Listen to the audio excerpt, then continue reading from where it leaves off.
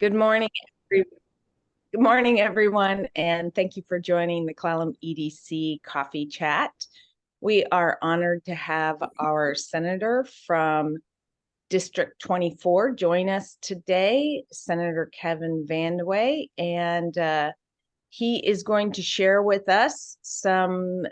Feel free to talk about any important outcomes of the last session, but also this next session, which is a short session, what he thinks he sees as the primary issues that will be taken up by the legislature, but then also what is of critical importance to him as well. So we can also cover a few of the NOLA topics, the North Olympic Legislative Alliance priorities, and move on from there.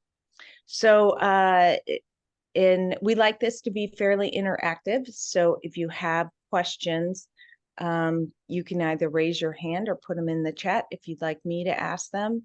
And then also please keep your Zoom on mute so we don't inadvertently pick up any background noises or puppies barking, that kind of thing.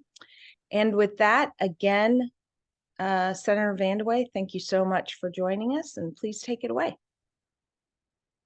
Thank you very much. And it's good to see so many familiar faces and names. Thanks, Colleen, for having me on and that introduction. We put together a quick PowerPoint and I was going to do that so people don't have to look at my face the whole time. Is that cool to do? Okay. I will attempt to share. Go right ahead.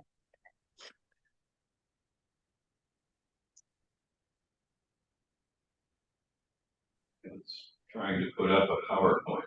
Oh, apologies.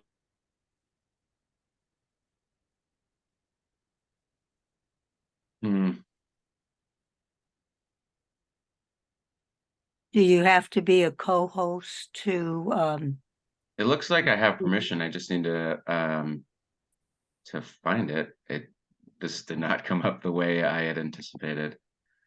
Well, Adam's on. Do you want him to give it a try? Yeah, Adam and Lori both have it. I emailed it this morning. Okay. It's not the end of the world if we don't have it, but Let's see. Here, I've got it right here, and I can share it. Okay. Okay, it is opening up. There we go. And oh, it says click to add first slide. It's blank, the version I received, which is weird. Yeah, Well, I can just get started, and Adam, I'm sure we'll get it figured out, hopefully. So my name's Kevin Van De Wege. I represent you in the state Senate, and Mike Chapman and Steve Theringer are my seatmates. They both serve in the House. All three of us are chairs in the Washington legislature. I am chair of the Senate Agriculture, Water, Natural Resource, and Parks Committee, and Mike is actually chair of the sister committee over in the House, which is advantageous for our district and works out well. You can go on to the next slide, whoever's running that. I think Adam is. And then Steve is capital budget chair in the House, which is really advantageous for our district. The capital budget spends a lot of state dollars every year in the state, and a lot of that money is coming back to our district as people have witnessed some of the work we've done.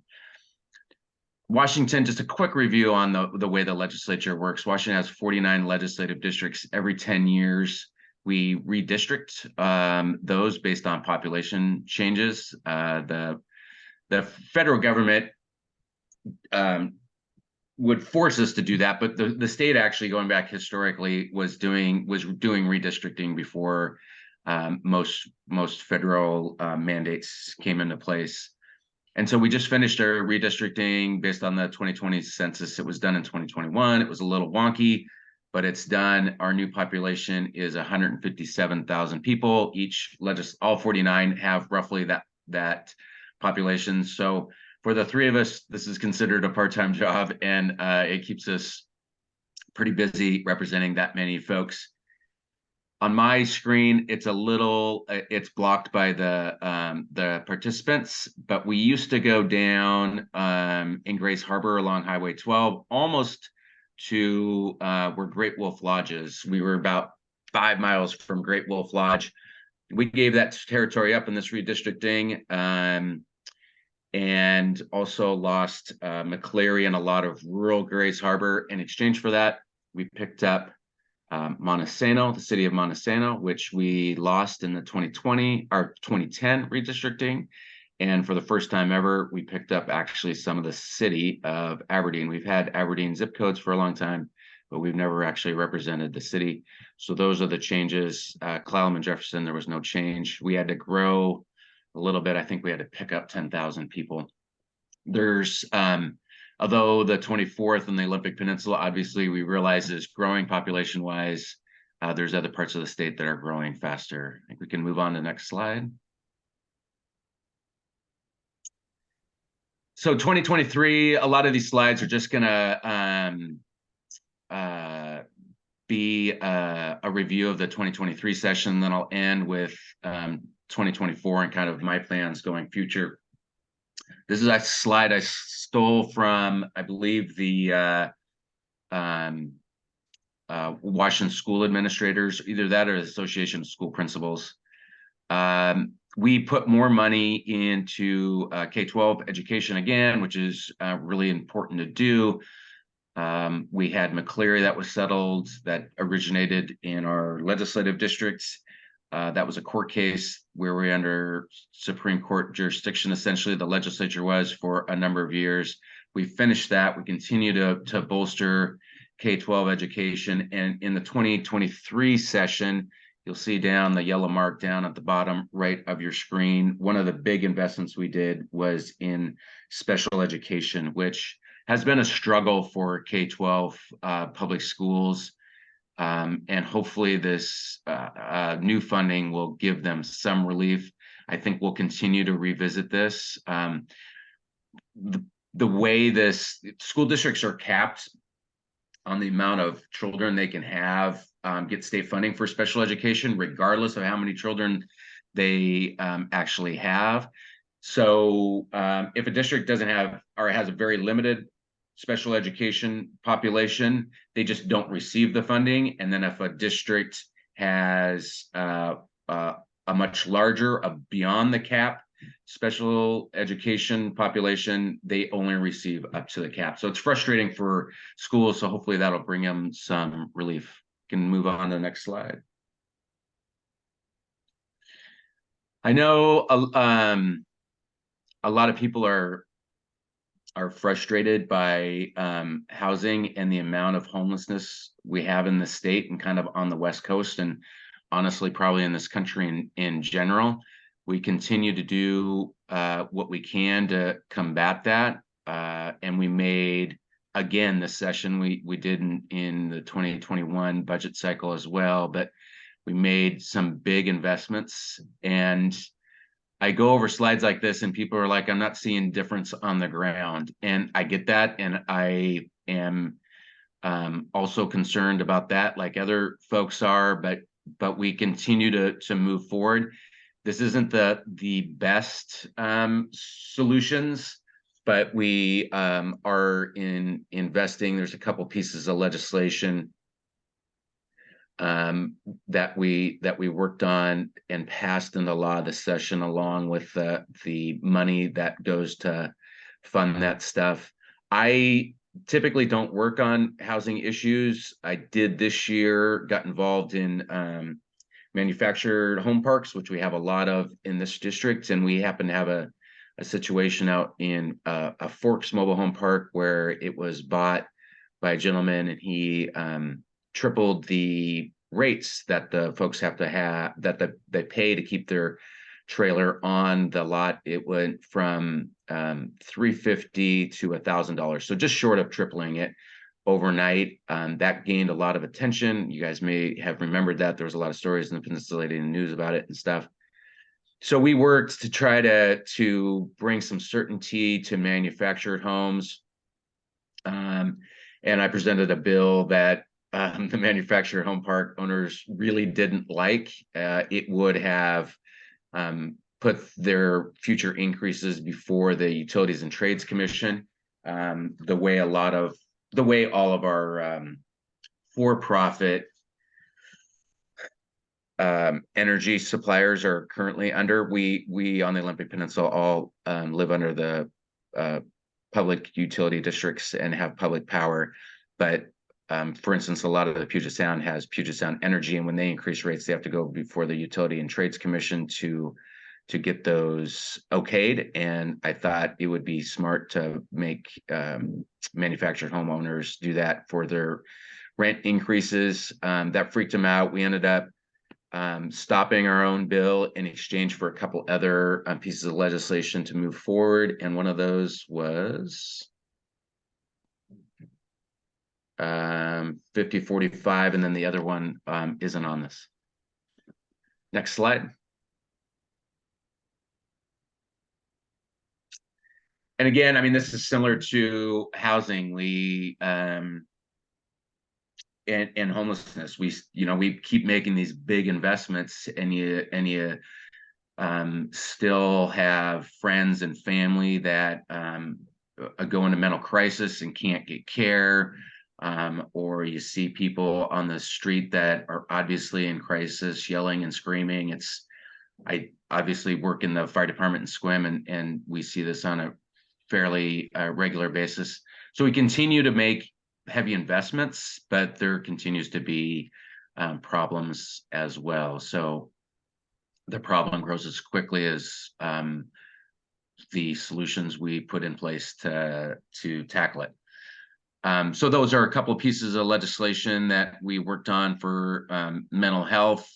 I think one of the feathers in our cap locally is the Jamestown Tribes Center that is now up and running successfully. I think we all realize that mental health and often drug and alcohol addiction and homelessness all go hand in hand, and it takes a lot to solve those problems. So that is good locally, and then statewide, we are finishing up construction, hopefully in the next year or two, on two things. We're starting construction, I guess, on a new state mental health facility in Western Washington, and there's a mental health facility in the Northgate area that will be taking patients statewide, that is near completion. So those are exciting and should provide some more relief. Next slide. Insulin. So I serve on the healthcare committee. I should have said that at the introduction. I chair the Natural Resource Committee, sit on Ways and Means, which is the budget committee, and then on healthcare. Steve Theringer also sits on healthcare in the House and appropriations over there. I've been frustrated with some pharmaceutical companies that continue to have record profits and keep some basic medications at a really high cost. I'm obviously not the only one. California has moved in the direction of making some generic medications for their poorest population to make sure that they have them. That has moved forward. I would be interested in the state joining them. They have signed a contract with a generic drug manufacturer, so the state is not actually going to make the medications themselves. They are going to contract with a generic drug manufacturer, but they're going to get some of those basic common medications at a pretty discounted rate and have an assured supply. One of the things that we did in the state last session, and the federal government is making the same move, is capping the cost of basic insulin at $35 a month, which will help a lot of folks. Insulin is a basic thing. The person that founded insulin never made a profit off it, and hopefully this will bring some relief to people that need to rely on insulin. This is just your basic insulin. There's obviously lots of forms for those of you that are diabetics, and some of those will continue to cost money, and they have, you know, advantages to their release and how they work. But basic insulin now is capped at $35 a month. Next slide.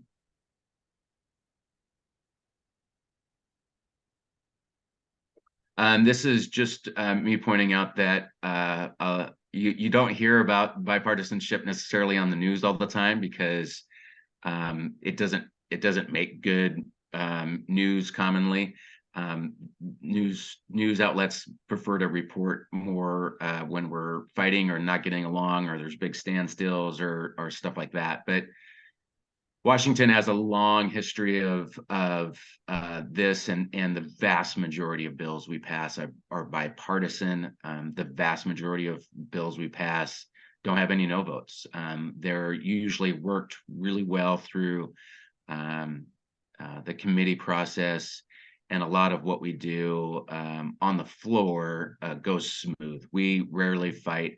We're fortunately not in the situation Oregon's in. I don't know if anybody follows the Oregon legislature, but it's a mess down there. For one thing, the Oregon Constitution can be amended through initiative, which is problematic. And the other thing is they have to have a quorum that gives the minority the right to walk out, and then no business can be done. And that has happened the last few years in Oregon, and their sessions drag on. We don't have those handicaps here in this state. And again, a lot of what we do is bipartisan as well. Next slide.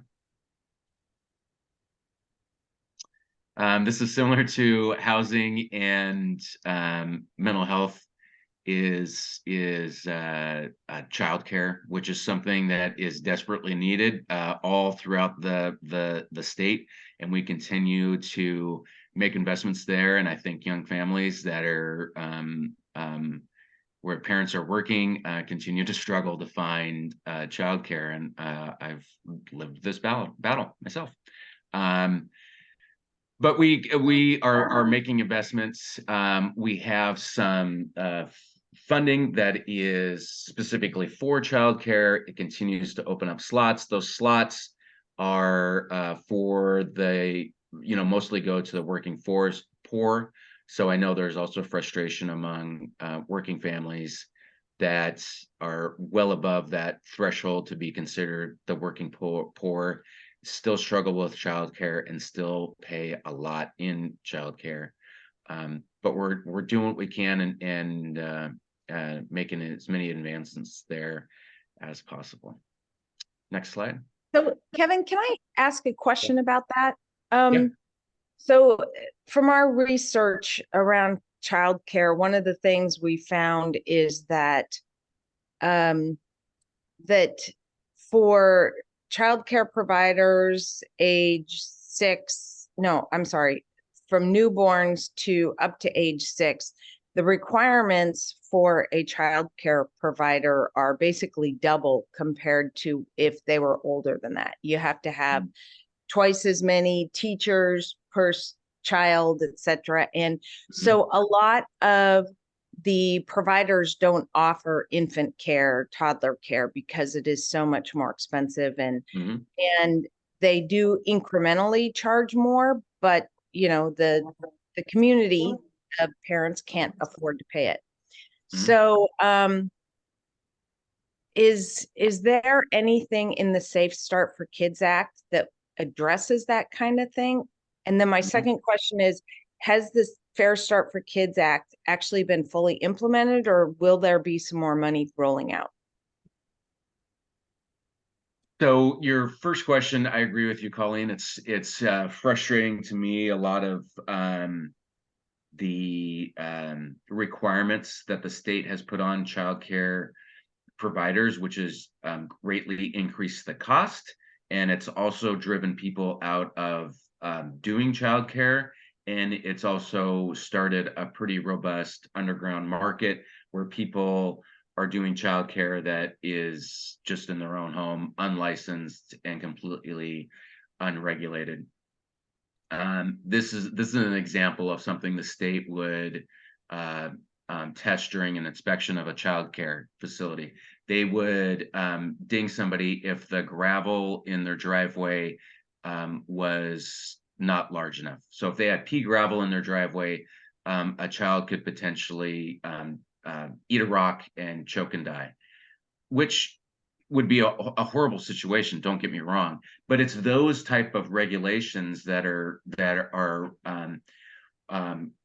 really frustrating to childcare providers and really jack up the rates. Our Senate Majority Leader in the Senate, in our Democratic caucus, Andy Billig from Spokane, is a wonderful man, and he is very passionate about childcare, and he defends a lot of those regulations. I've had numerous discussions with him. He's paired. We've gone back on some of the regulations, but we're not going back any more than we've already done. They feel like that is the direction to go on, and so I'm in a minority in that belief, and I don't think we'll be in a position to streamline it anymore. The second question is no. The Fair Start Act, I believe, still has some more funding going forward. And so we should be able to see some more money. And then somebody asked a question about. Julia has a question in the chat. She says, is it possible for the state to redefine working poor's threshold? Yeah. When you take into account the cost of rent and healthcare, the working poor, as in having to subsidize for food and utility payments despite working full-time, threshold on paper does not match the reality I see here in Clallam.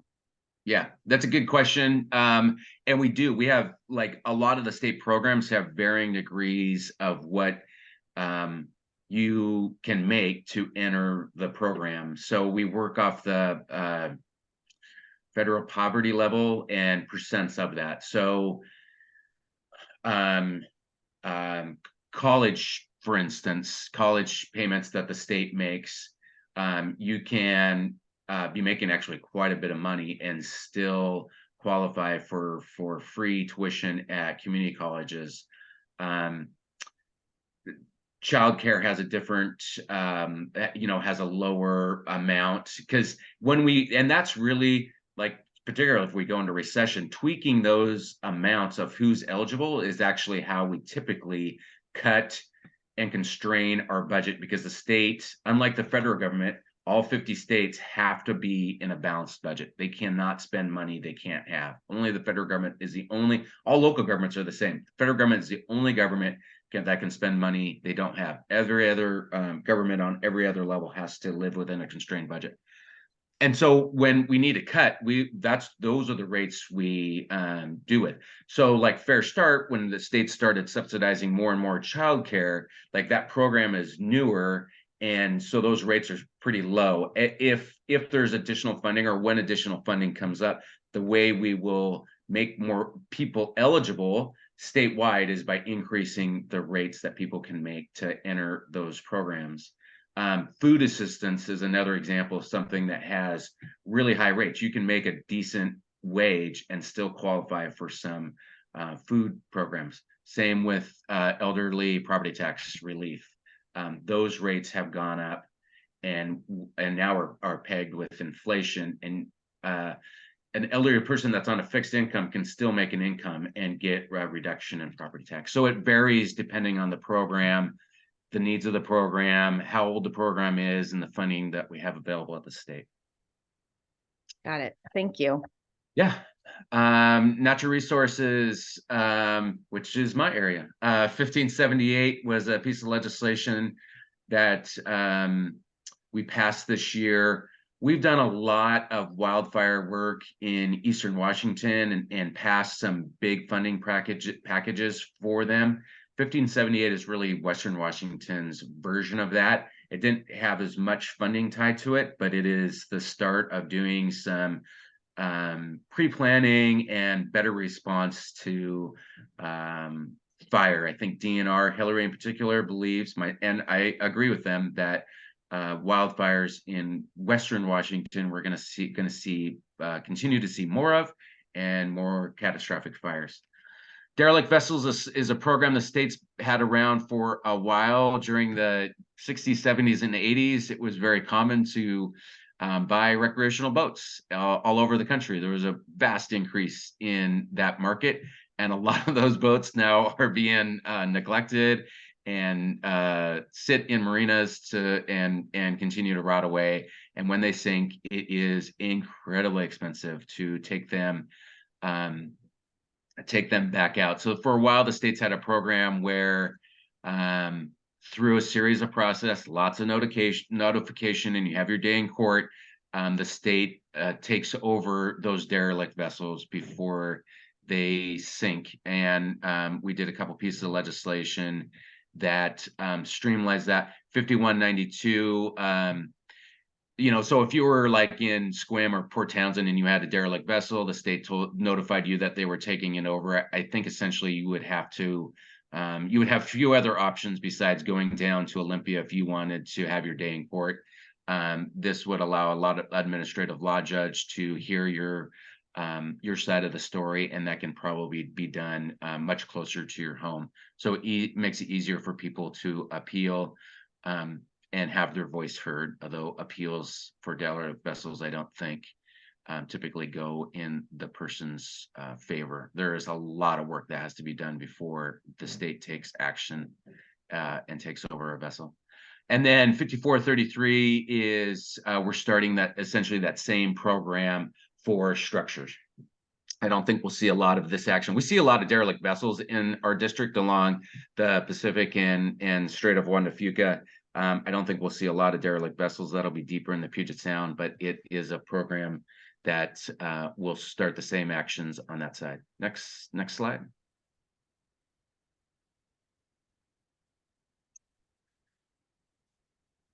Cottage foods is, food safety goes through my committee. I've always had concerns about food safety. There's been proposals around micro kitchens, if anybody's ever heard of those, which I continue to not let that legislation go forward. Cottage foods is a program that's been around for a long time. That is essentially baked goods. So micro kitchens would be like cooking raw chicken in your house and selling it to the public. Cottage foods is a program that's been around for a long time. It's jams, baked goods, much less concern about there being the spread and possibility of food safety. That has been under a cap of $25,000 gross income a year. And so if the argument around this is if somebody's making wedding cakes at home, you can get up to that cap really fast. So we increased the cap. The original proposal was 50,000, and I lowered it to 35,000. We put in an annual inflation index. So hopefully this cottage food won't be an issue for people for a while moving forward, and that'll be good. Trust land transfer is a program where DNR transfers timberland for various reasons. Usually it's because people want to protect the land for some reason or another. A lot of it has happened in our district. It has never been in state law, and it is now for the first time. We also, this gentleman sitting right there next to me, Keith Wagner, had a bill to increase voluntary stewardship program. That is a program counties could enter into. It came about probably 12 years ago, and they get some assurances and funding if they do certain things. After the initial creation of that program, the amount of counties in it was capped. I don't believe Clallam County entered it, and 5353 allows new counties to go in. Because it's been a pretty popular program. It gives counties insurances and help them with planning.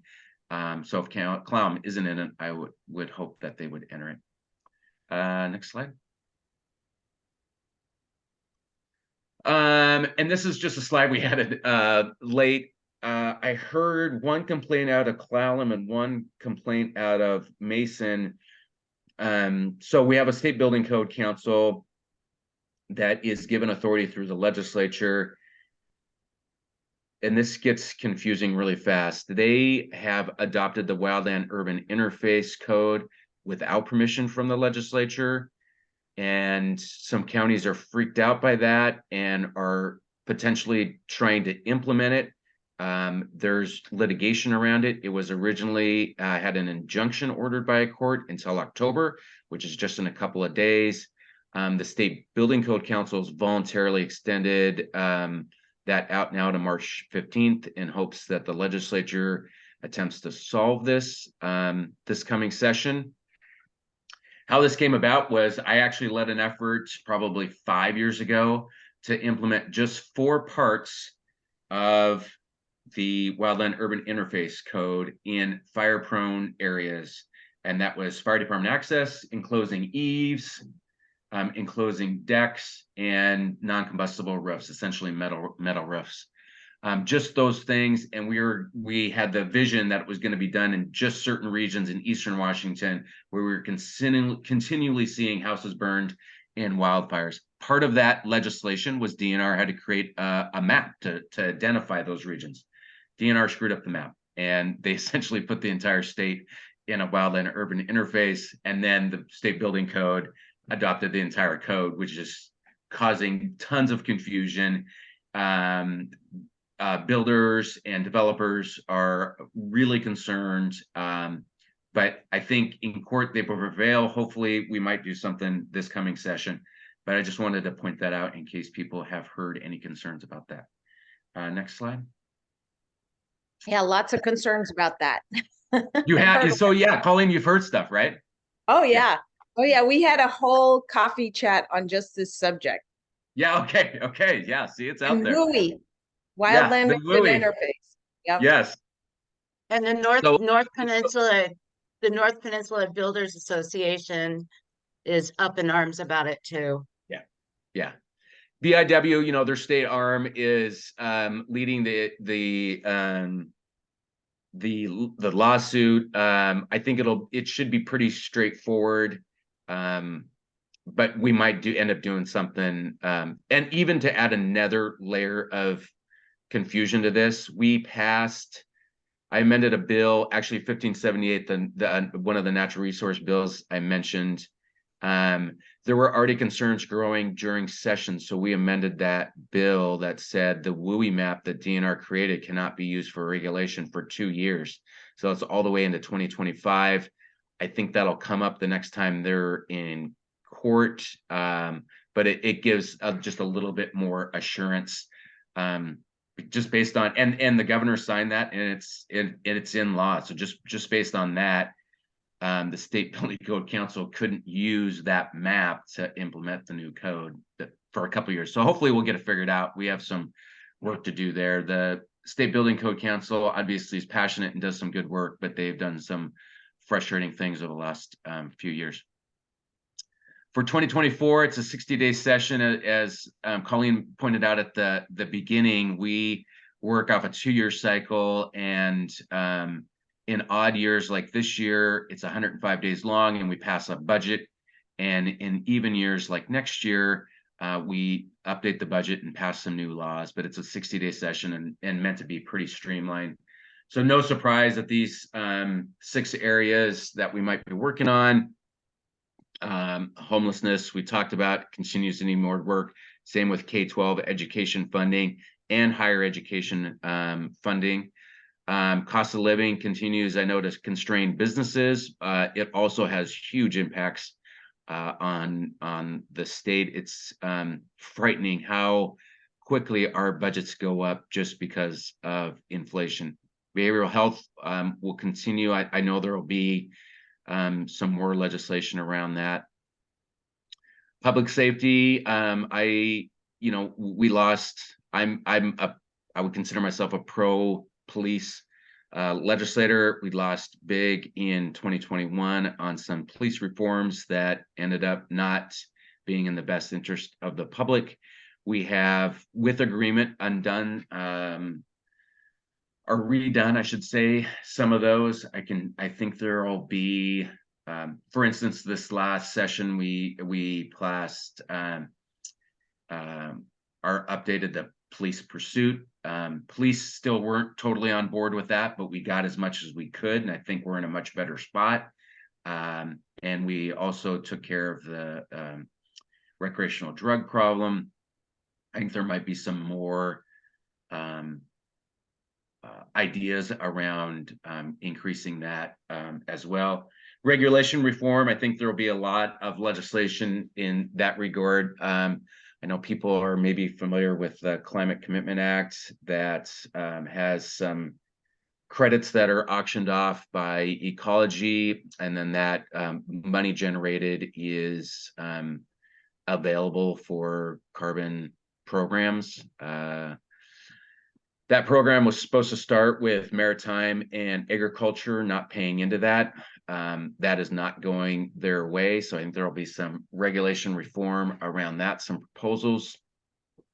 That's the big one that comes to the top of my mind, and something that I will be working on. But I suspect there will be more as well. And happy to answer any questions on that. And next slide, I think, is around questions. Yeah, and I'll start this part with just a note. Next year, my Senate seat is up for re-election. I am not running for re-election to the Senate. Instead, I am running for Commissioner of Public Lands, which is one of the 9 statewide elections we have in this state. It heads up the Department of Natural Resources. It's something I'm passionate in and have worked my entire legislative career in, something that's important to the 24th legislative districts, and hopefully I'm successful. It's interesting doing a statewide race, and it's certainly different than doing a legislative race. So, but I'm enjoying it so far. It's good. I have a packed day today, doing all kinds of fun stuff. Adam, I think we can exit out of the slide if we want, while we see if there's any questions from folks. It looks like I'm right on time and we have about 20 minutes left. Yeah, great. Thank you. So I'm sure plenty of folks have some questions for Kevin. Anyone want to, if you'd like to ask a question, raise your virtual hand and go right ahead.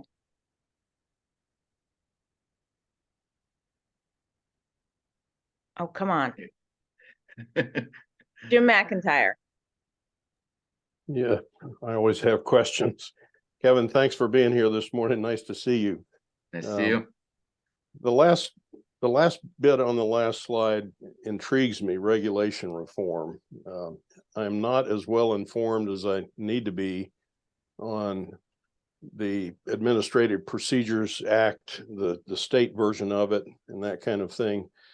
But we have touched on, all throughout your presentation, we've touched on regulatory things that really affect reality on the ground here. I guess the biggest example would be the State Building Code Council that you went through extensively. I'm not aware of any Administrative Procedure Act thing that requires a pain versus gain analysis. There's an impact on small businesses analysis that's required when an administrative rule is put into effect. Mm-hmm. And I hate to use the dreaded word cost benefit analysis. I think I'd prefer pain versus gain analysis, but the prime example, as I alluded to, is the WUI rule that the State Building Code Council put out. There's a comedy of errors there, basically, but it increases costs for building structures quite substantially. Has there been, or can there be, some sort of bill introduced and a discussion started on administrative rules and the way that they affect the cost on the ground and then the ultimate reality on the ground? You get the costs up too high, and things become affordable, and therefore investment doesn't happen. So that's kind of a rambling question, but could you speak about pain versus gain analysis and how that might go in the legislature? Yeah, we don't have that type of analysis done. Obviously, when we pass a piece of legislation, it is has to go through a number of different hearings that the public is invited to, and that includes interest groups and lobbyists to share their side of the story and the impacts. We commonly, many of you, almost all of you, I think, have met with me in my office at some point in Olympia. We commonly have meetings on top of that. We have caucus where we do analysis. So we analyze bills a lot. It doesn't mean, well, it certainly doesn't mean we get everything perfect. We often make mistakes. But there's not an RCW that would require the legislature to do analysis for most pieces of legislation. There are some. I would fear if we passed something where every bill had to go through another process, it would be something that would be abused by the people that didn't want the legislation to pass and exploited. So if we moved in that direction, I think we'd have to do it carefully. I know as a lawmaker, I can sit and say things like that. I think it would be wise, though, for the state agencies that make Washington Administrative Code, WACS, which is another version of law and can be very frustrating to people. I think they could use maybe some more requirements to do more analysis and making sure that what they're doing moving forward is not going to overly constrain the average Washingtonian. Yeah, that's really mostly what I'm talking about, the executive branch administrative rulemaking process and so forth. I think the legislature does as good of a job as it can during the hearing process and, vetting legislation, all that kind of stuff. That's less the problem, I think, than some executive branch agencies just doing stuff and really not considering what the good and the bad effects of that administrative action are. Yes, I agree with you. And we've seen a lot of those negative actions happen in construction. State Building Code Council, their requirements. I mean, I've worked with Colleen a lot on this, the requirements around apprenticeships on construction sites, and what it takes for up and coming worker that lives in Clallam County to be able to get that apprenticeship started can be constraining and super frustrating. So a lot of things that happen and people have heard this argument over and over again, but a lot of things that happen in the I-5 corridor have effects in rural Washington. But even Eastern Washington seems to get past that better than we can. We're kind of, the Olympic Peninsula is at the end of the road, and it's difficult for people to get to things like going to apprenticeships and stuff like that. Susie, you got a question? Great, thank you. First, I just want to thank you and your colleagues for the work that you did to fully fund Initiative 732. That's the cost of living increase for higher ed faculty. And it's controversial. It was passed over a decade ago, but the legislature was at a critical point of either fully funding it or having the colleges pay for it. And it would have resulted in devastating budget cuts to every community college. So thank you for fully funding it. Thinking of other issues in our community, is there conversation about ways we can help OMC and other hospitals that have that rural designation? And then I'm thrilled that Marty has a question because I'm sure he's going to ask about K-12 funding. So I'm going to yield time to him as well. Thanks. Okay.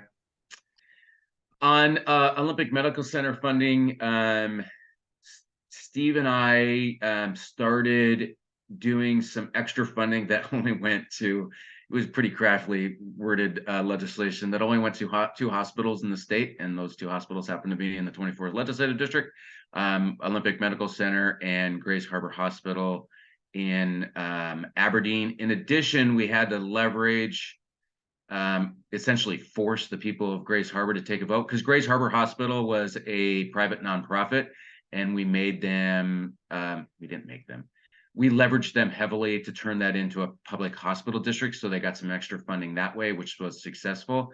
They're actually struggling more than Olympic Medical Center to this day.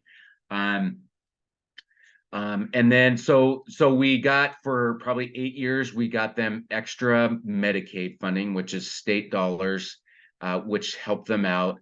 And this year we renewed a hospital safety net assessment, which is a federal program that states can pass, where hospitals tax themselves and the feds match it. It's this weird mechanism.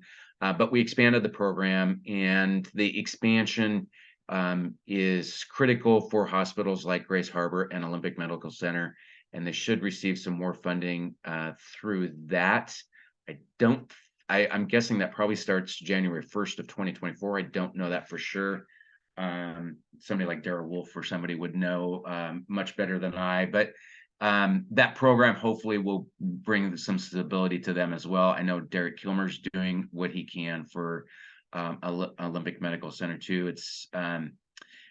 It's critical, one, that we keep Olympic Medical Center funded so that they're not cutting services. And so that's one priority for me. And then the other one is that they remain a public hospital district. We don't necessarily want one of the two Catholic systems to move into into the Olympic Peninsula, or for them to be bought out by another conglomeration.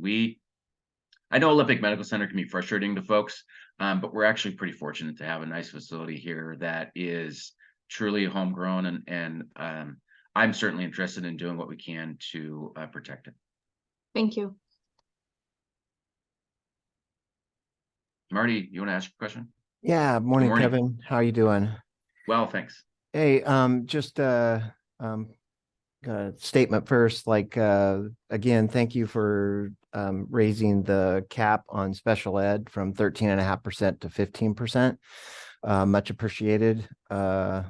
Continued work in that area would be much appreciated. We're over 18% now.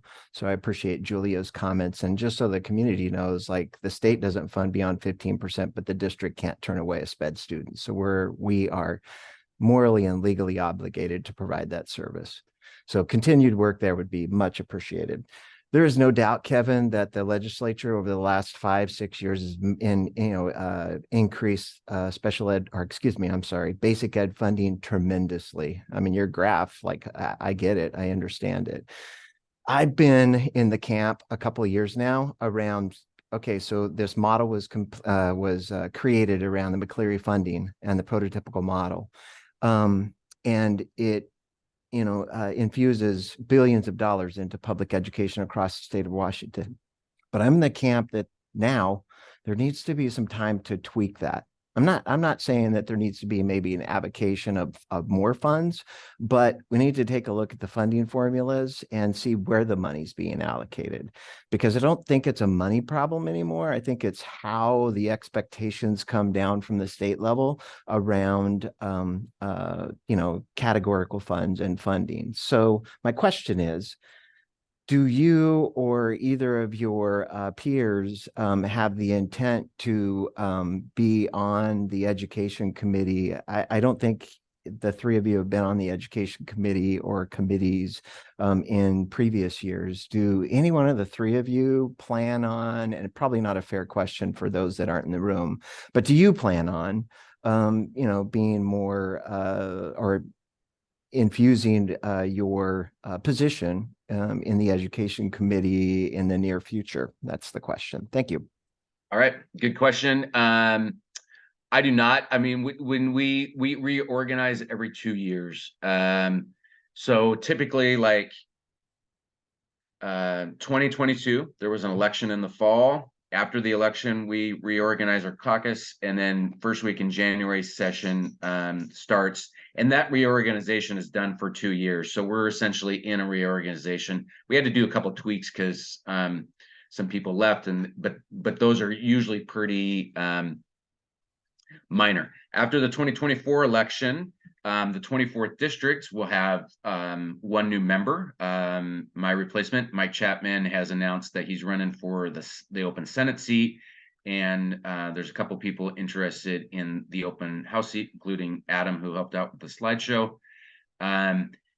So there'll be some new folks there. So Mike, if he's successful in the Senate bid, will have new committee assignments, and then whoever the new member is in the House will have new committee assignments.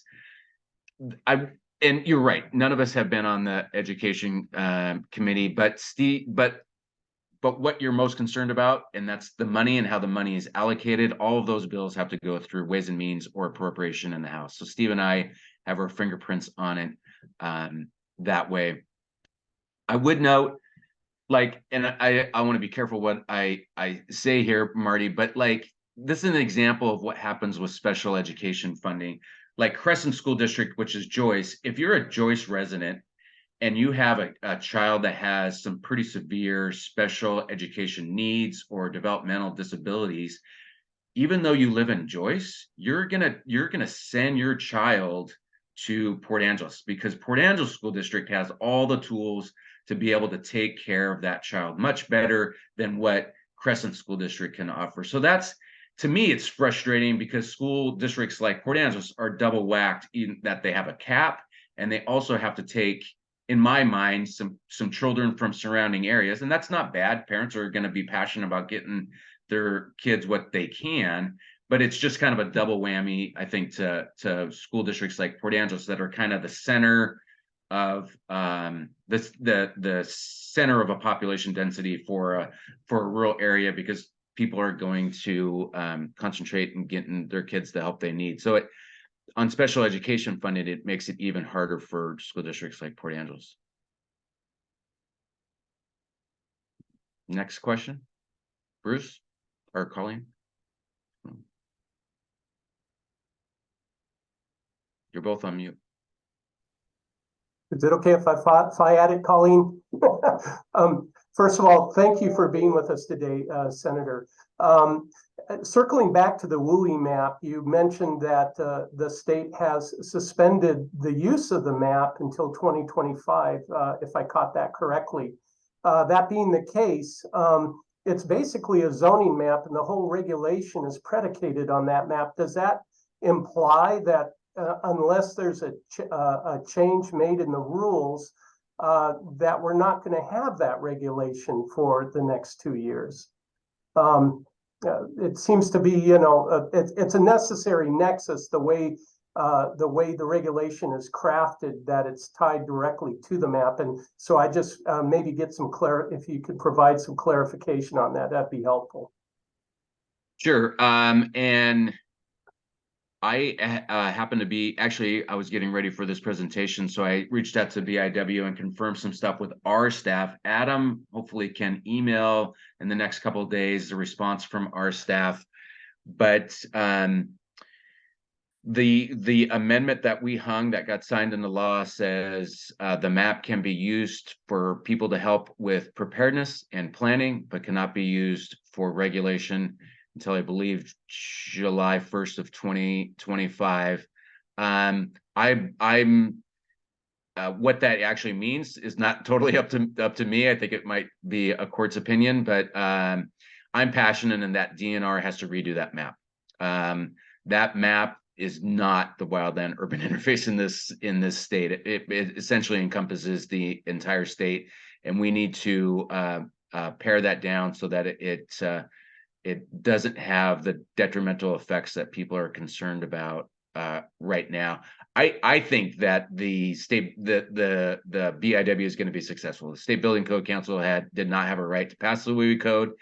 That probably will go away. And then the 4 parts of the WUI code that I mentioned earlier that the legislature passed, is actually my bill, probably will be implemented in a much smaller region. So I'll defer. We just have 4 minutes left, so I'll defer to Regan. Thanks, Colleen. Good morning, and thank you for being here.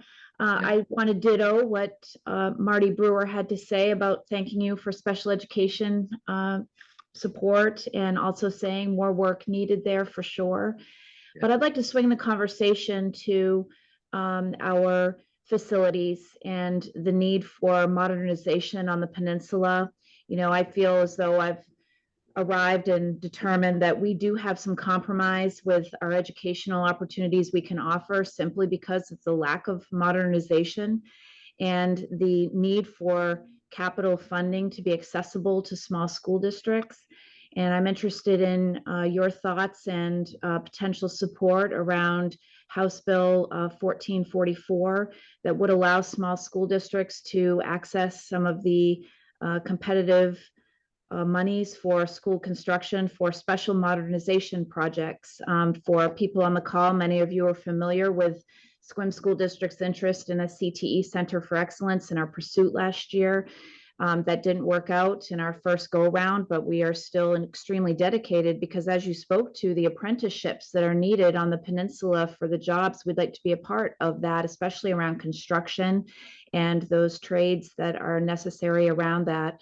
So could you just speak to your support for that movement and House Bill and where you think we need to go next? Thank you. Yeah, thanks, Regan. I support the bill. I support right now for a school district to pass bonds for construction requires a supermajority 60% vote. I support lowering that to 50%. I think we would see our schools in better shape with more construction going on. I'm obviously running for Commissioner of Public Lands. I support a sustainable and robust harvest of timber, and that money goes into school construction. And if we can have a robust but sustainable harvest, there's just more money available for school construction, and that would help, you know, people feel more comfortable about lowering that rate as well. I think I got time. James had his hand up. I got time for one more, Colleen, Okay. if somebody wants to ask one. Go ahead, James. Okay, so I wanted to put a plug in for GIS education. That is a job field that pays well. There are a few two-year programs in the state of Washington. When I looked earlier, there weren't any. So some of the other two-year programs are now offering it. It's a job that can be done remotely. What's Thus, GIS? you can stay here. Graphic information systems. I only mentioned this because I see Susie on the line, and I tried mentioning this to the college earlier. It's a 12.5% I can tell you, rate. James, that community college, particularly Peninsula, are very responsive when there is a need. They will do whatever they can to help meet that need. So yeah, if you can show that there's a new program, I'm sure Susie's be interested in. She already has plenty of examples of how she has created programs or restarted programs to meet the needs of the community. Yeah, this is looking outward though. And I think that's the problem I'm encountering, is that the remote workforce is underthought about. And you know, a GIS program is looking outward. It's like you can live here, but actually generate your income from outside the community. Okay, so Kevin, that's my plug. Another idea or another place you can go, James, is write us an email and Adam will get you some information. And there is a state board that you can go in front of and tell your story as well. It's the Community College and Technical School Board or whatever. And you can go there and give them maybe potentially a presentation, and that might help pick things up as well. Great. I see we are out of time. I didn't get to ask my question about how the new Climate Commitment Act is going to affect maritime, but maybe I'll hit you up later on that. So I really appreciate all your time and all you do for the 24th District in Clallam County at the state level. And we wish you luck at your campaign, Commissioner of Public Lands. Thank you very much. Thank you, Thanks for everybody. your It was a service. great meeting. Appreciate it. Thanks, Kevin. Thank you, everyone. Bye-bye. Appreciate it.